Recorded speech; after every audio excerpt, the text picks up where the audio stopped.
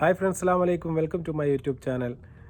അറക്കൽ അഷറഫിൻ്റെയും അതുപോലെ തന്നെ മറിയക്കുട്ടിയുടെയും മകനായ മുഹമ്മദ് ഫൈസലിൻ്റെയും സാനിയയുടെയും കല്യാണമാണ് ഇപ്പോൾ തരംഗമായിരിക്കുന്നത്. അതൊരു ചരിത്രമായിരിക്കുകയാണ്. അതിന് പ്രധാനപ്പെട്ട ഒരുപാട് കാരണങ്ങളുണ്ട്. നിർധനരായ 25 യുവതീ യുവാക്കളുടെ കല്യാണമാണ് തൻ്റെ മകൻ്റെ കല്യാണത്തിനോടൊപ്പം തന്നെ ഈ അഷറഫ് എന്ന് പറയുന്ന പ്രവാസി മലയാളി ചെയ്തു വെച്ചിരിക്കുന്നത്. തീർച്ചയായും മലയാളികളുടെ മനസ്സിന് ഒട്ടേറെ കുളിർമ നൽകുന്ന ഒരു വാർത്ത തന്നെയാണ്. തൻ്റെ മകൻ്റെ കല്യാണത്തിനോടനുബന്ധിച്ച് തന്നെ കേരളത്തിൽ സകല മതത്തിൽ നിന്നും ജാതി മത ഭേദമന്യേ സാമ്പത്തികമായി പിന്നോക്കം നിൽക്കുന്ന അർഹരായ ആൾക്കാരെ കണ്ടെത്തിയതിന് ശേഷം അവർക്ക് 10 പവൻ സ്വർണവും അതുപോലെ തന്നെ തൻ്റെ മക്കൾ എന്ത് ഡ്രസ്സിട്ടാണോ കല്യാണത്തിൽ പങ്കെടുക്കുന്നത് അതേ ഡ്രസ് കോഡ് എല്ലാ യുവതികൾക്കും അദ്ദേഹം വാങ്ങിക്കൊടുക്കുകയും അതെല്ലാം ധരിച്ചതിന് ശേഷം ഒരേ ഡ്രസ് കോഡിൽ 10 പവൻ സ്വർണവും സമ്മാനമായി നൽകിക്കൊണ്ട് 25 ദമ്പതികളുടെ കല്യാണമാണ്.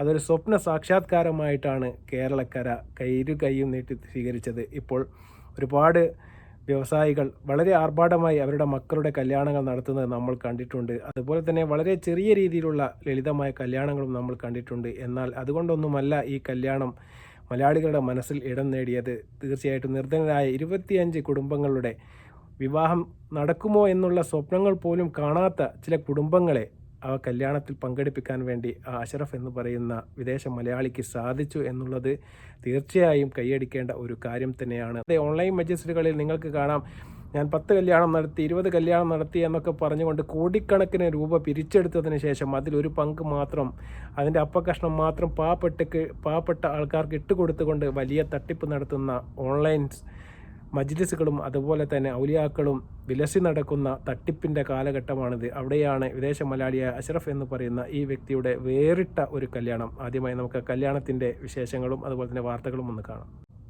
മകൻ മുഹമ്മദ് ഫൈസലിന്റെ വിവാഹ പന്തലാണ് കാരുണ്യത്തിന്റെ സ്നേഹപന്തലായി മാറിയത്. സംസ്ഥാനത്തിന്റെ വിവിധ ഭാഗങ്ങളിൽ നിന്നായി 25 യുവതികളെ കണ്ടെത്തി അവർക്ക് മംഗല്യമൊരുക്കി. എല്ലാവർക്കും സ്വർണ്ണാഭരണവും വസ്ത്രവുമെല്ലാം അഷ്റഫ് തന്നെ നൽകി. കുറെ കുട്ടികൾക്ക് ജീവിതം കൊടുക്കാൻ കഴിഞ്ഞെങ്കിൽ നമുക്ക് ഏറ്റവും നല്ലൊരു ഭാഗ്യമായിട്ട് ഞാൻ കാണുകയാണ്.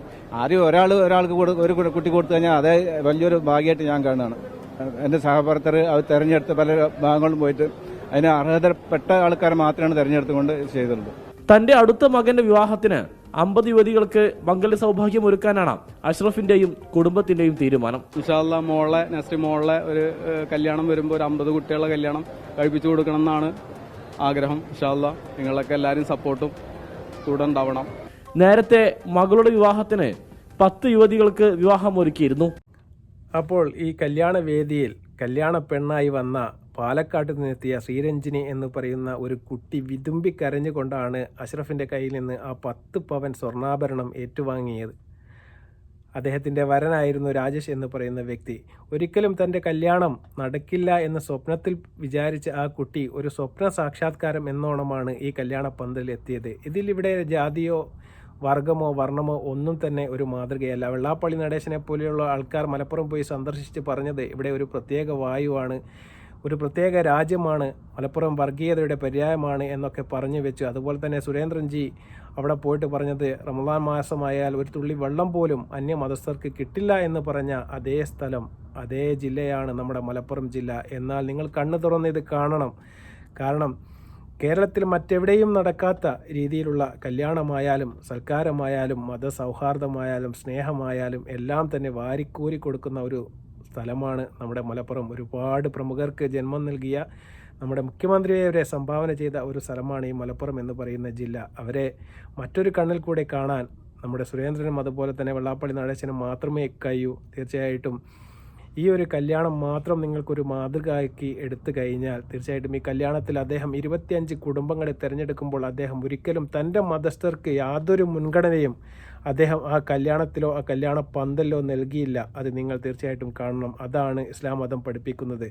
അദ്ദേഹം ഒരു 4 ആളുടെ കമ്മിറ്റി ഏർപ്പാടാക്കുകയും ഏത് ജില്ല എന്നുള്ളത് തനിക്ക് വിഷയമല്ല എന്നും 25 കുടുംബങ്ങളെ ഏറ്റവും സമൂഹത്തിൻ്റെ താഴെത്തട്ടിൽ നിന്ന് കല്യാണം കഴിച്ചു കൊടുക്കാൻ കഴിയാത്ത മാതാപിതാക്കളിൽ നിന്നും തിരഞ്ഞെടുക്കാനാണ് അദ്ദേഹം ആവശ്യപ്പെട്ടത്. അതുപ്രകാരം അദ്ദേഹം ഹിന്ദു മതത്തിൽ നിന്നും അതുപോലെ തന്നെ ക്രിസ്ത്യൻ മതത്തിൽ നിന്നും അതുപോലെ തന്നെ മുസ്ലിം മതത്തിൽ നിന്നും എല്ലാ മതത്തിൽ നിന്നും അദ്ദേഹം സാമ്പത്തികപരമായിട്ട് പിന്നോക്കം നിൽക്കുന്ന കുട്ടികളെ തിരഞ്ഞെടുത്തുകൊണ്ടാണ് ഈ 25 കുടുംബങ്ങളെ അവിടെ എത്തിച്ചത്.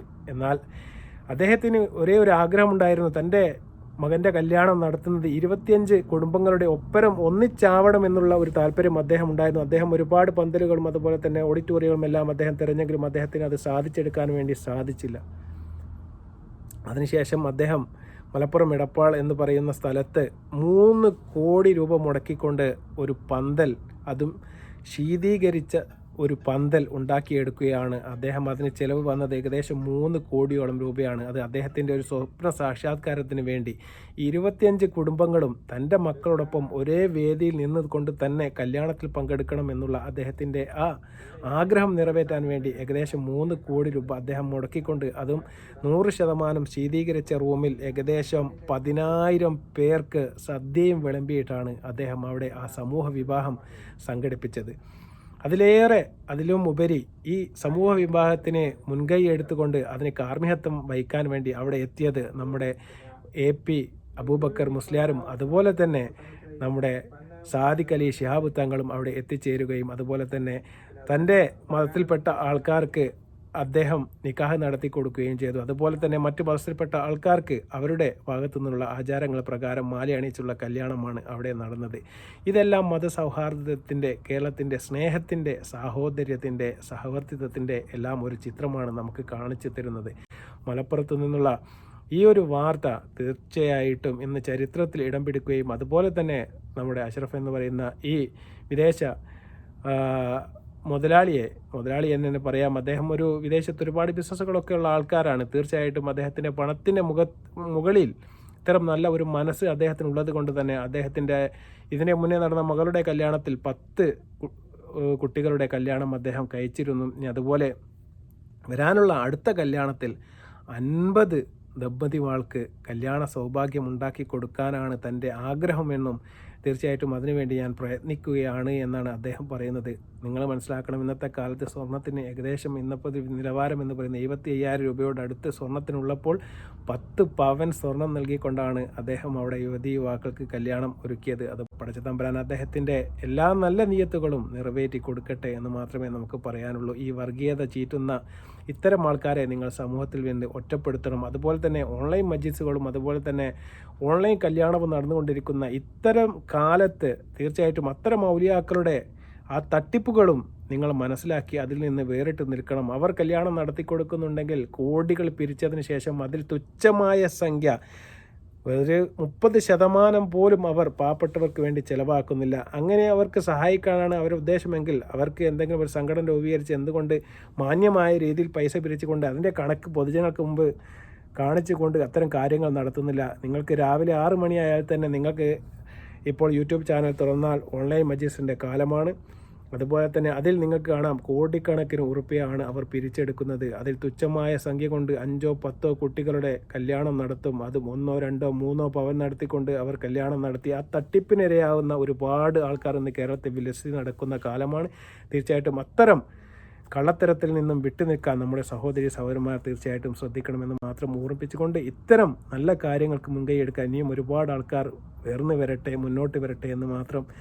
അതുപോലെ തന്നെ നമ്മുടെ പുതിയ ഇപ്പോൾ കല്യാണ വധുവരന്മാരായ മുഹമ്മദ് ഫൈസലും അതുപോലെ തന്നെ സാനിയക്കും മംഗളാശംസകൾ നേർന്നുകൊണ്ട് നമ്മൾ ഈ വീഡിയോ അവസാനിപ്പിക്കുന്നു. വീണ്ടും നല്ലൊരു വീഡിയോ ആയി വരുന്നത് വരെ അസ്സലാമു അലൈക്കും വറഹ്മത്തുള്ളാഹി വബറകാതുഹു.